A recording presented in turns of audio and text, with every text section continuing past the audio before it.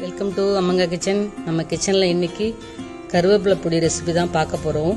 இந்த அருமையான கருவேப்பிலை பொடி ரெசிபி சூடான இட்லி தோசைக்கு மட்டும் இல்லாமல் சாதத்தோடையும் சேர்த்து சாப்பிட ரொம்ப அருமையாக இருக்கும். ஸ்கூலுக்கு லஞ்ச் பாக்ஸுக்கு கூட நீங்கள் சாதத்தோட இந்த பொடியை போட்டு கடுகு உளுத்தம்பருப்பு கருவேப்பிலை போட்டு தாளித்து நெய்யோ அல்லது நல்லெண்ணெயோ சேர்த்து கிளறி கொடுத்தீங்கன்னா குழந்தைங்க மிச்சம் வைக்க சாப்பிடுவாங்க. இந்த கருவேப்பிலையை நம்ம வேற எந்த வகையில் அதிகமாக எடுத்துக்க முடியும்னு பார்த்தோம்னா, நம்ம துவையலாவோ இல்லாட்டினா சட்னியாவோ இது மாதிரி பொடியாவோ இல்லாட்டி கருவேப்பிலை குழம்பாவோ தான் நம்ம உடம்புக்கு நல்ல முக்கியமான சத்தான இந்த கருவேப்பிலையை நம்ம எடுத்துக்க முடியும். அந்த மாதிரியான ரெசிபி தான் இப்போ பார்க்க போகிறோம். வாங்க அதுக்கு என்னென்ன பொருள்கள் தேவைங்கிறத பார்த்துடலாம். கருவேப்பிலை பொடி செய்யறதுக்கு ஒரு 3 கைப்பிடி அளவுக்கு கருவேப்பிலை, மிளகாய் 18லேருந்து 20 போட்டுக்கலாம். காரத்துக்கு ஏற்ற மாதிரி போட்டுக்கலாம். இது 100 கிராம், பருப்பு 100 கிராம், மல்லி 1 டேபிள் ஸ்பூன், மஞ்சத்தூள் 1/4 ஸ்பூன், வெங்காயம் 1 ஸ்பூன் அளவுக்கு போட்டுக்கோங்க. நான் இன்னைக்கு கட்டி பெருங்காயமாக எடுத்திருக்கேன். தூள் பெருங்காயமாக இருந்தால் 1 ஸ்பூன் அளவுக்கு போட்டுக்கணும். பூண்டு 20 பல்லு, இதை தோலோட நல்லா தட்டி எடுத்துக்கலாம். தேவையான அளவு. சூடு ஏறிடுச்சு. இப்போ வறுக்கிறதுக்கு கொஞ்சமாக எண்ணெய் ஊற்றிக்கலாம். முதல்ல கட்டி பெருங்காயத்தை போட்டு நான் வறுத்து எடுத்துக்கலாம்.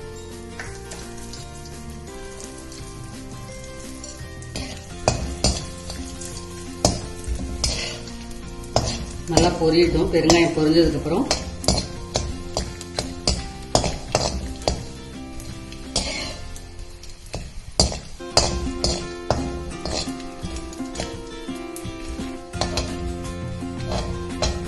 இப்போ கடலைப்பருப்பு சேர்த்து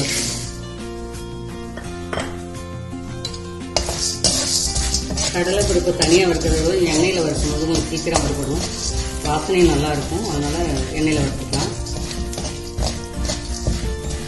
இதை அப்படியே எடுத்துடலாம்.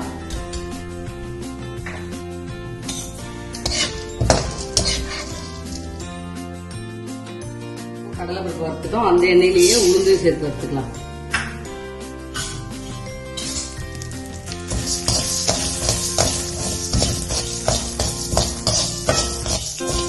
உளுந்து நல்லா சிறப்பாக வறுத்து வாசனை வர வரைக்கும் வறுத்து எடுத்துக்கலாம்.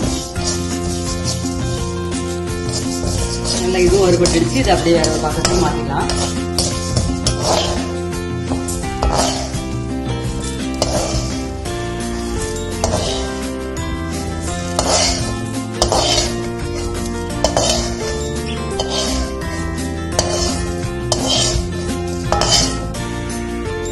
மிளகாய் போட்டு வச்சுக்கலாம். எண்ணெய் அது தேவையில்லை. இது கொஞ்சம் கட்டியில் இருக்க எண்ணெயே போதும்.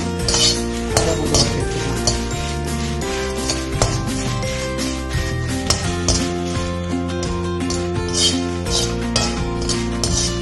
இதுவும் வறுபட்டுடுச்சு. இதையும் அப்படியே மாத்திக்கலாம். இந்த கலர் வந்தா போதும். இந்த மல்லியை கொஞ்சம் போட்டு அதையும் வறுத்து எடுத்துக்கலாம்.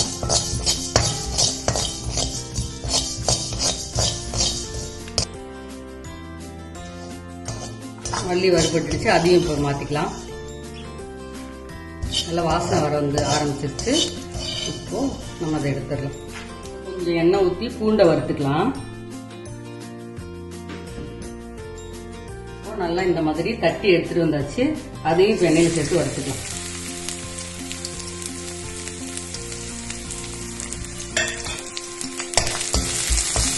எண்ணெயில் வறுத்து போட்டால் அந்த பூண்டு வாசனை இன்னும் நல்லா அருமையாக இருக்கும். பச்சையாக போட்டால் அந்தளவு வாசனை கொடுக்காது. நல்லா பூண்டு நல்லா பொரிகிற வரைக்கும் வறுபடுத்தும். பூண்டு இந்த மாதிரி நல்லா வறுபட்டுருச்சு. வாசனையும் சூப்பராக இருக்குது. இது அப்படியே அள்ளி அதையும் ஆற வச்சிடலாம். இப்போ நம்ம இந்த கருவேப்பிலை போட்டு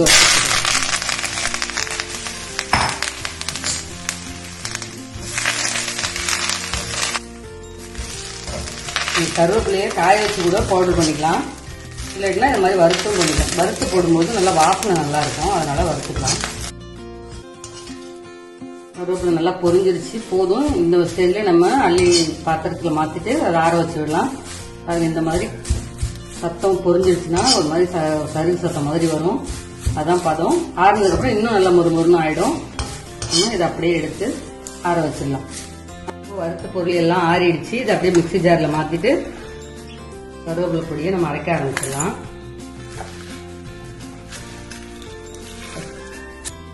இந்த கருவேப்பிலை பொடிக்கு தேவையான உப்பை சேர்த்துடலாம்.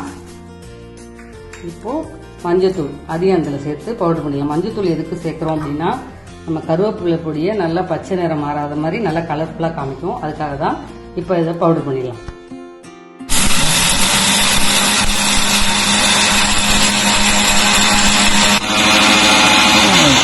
நம்ம இதை வந்து தொடர்ந்து மிக்ஸி ஜாரை ஓட்ட முடியாது. கொஞ்சம் எண்ணெய்லாம் போட்டு வறுத்துருப்போம், கருவேப்பிலையிலையும் எண்ணெய் இருக்கும், அதனால ஒட்டிக்கும். நாம இப்படி இது ஒரு கரண்டி கம்மால சுத்தி கிளறி விட்டுட்டு மறுபடியும் கொஞ்சம் ஓட விடுங்க. கமன்னு சூப்பரா கருவேப்பிலை பொடி ரெடி ஆயிடுச்சு. இது சூடான இட்லி தோசைக்கு மட்டும் இல்லைங்க, சாதத்து கூடயும் சேர்த்து சாப்பிட அருமையா இருக்கும். இந்த கருவேப்பிலை பொடியை இன்னைக்கு நம்ம கிச்சன்ல செஞ்சு காமிச்சிருக்கேன். இதை நீங்களும் செஞ்சு பார்த்துட்டு எப்படி இருக்குன்னு கமெண்ட்ல சொல்லுங்க. நம்ம சேனலை சப்ஸ்கிரைப் பண்ணிடுங்க, லைக் பண்ணிடுங்க. நீங்க வீடியோ பார்க்கறதுக்கு முன்னாடி ஒரு லைக்கை தட்டி விட்டுட்டு வீடியோ பாருங்க. ஃப்ரெண்ட்ஸ் அண்ட் ஃபேமிலிக்கு ஷேர் பண்ணி விட்டுருங்க. நன்றி, வணக்கம்.